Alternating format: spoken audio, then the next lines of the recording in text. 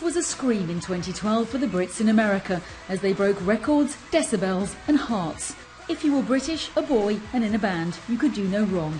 X Factor creation One Direction released 2 #1 albums, while The Wanted went to #1 on the Billboard singles charts.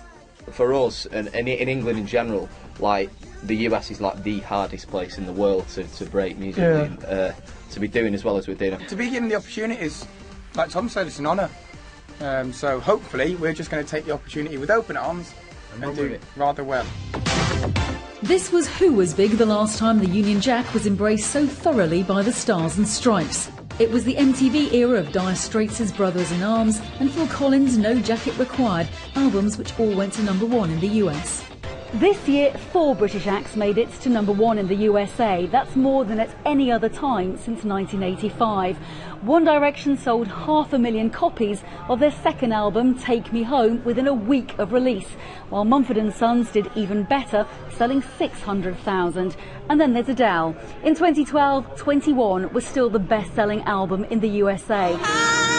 21 has now spent longer at #1 in the States than any other album since Prince's Purple Rain.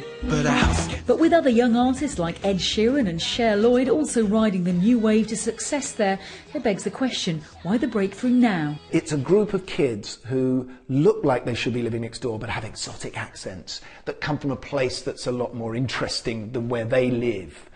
But in the same way that bands like ourselves broke through cable, these bands are breaking through social networking. Let's go crazy!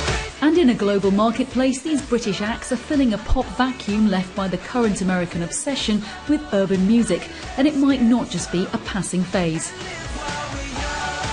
It's very formatted in America, meaning that if something is an R&B record, it has to be just on R&B radio, and if something's a rock record, it can only be on rock radio, whereas on Radio 1 you have a lovely mix of genres, and this is very unusual and very precious. With Brit bands expected to dominate both the Grammys and US Popular Music Awards in 2013, no one's usurping their crown yet. Just don't even imagine the level of hysterics should One Direction decide to call it quits next year.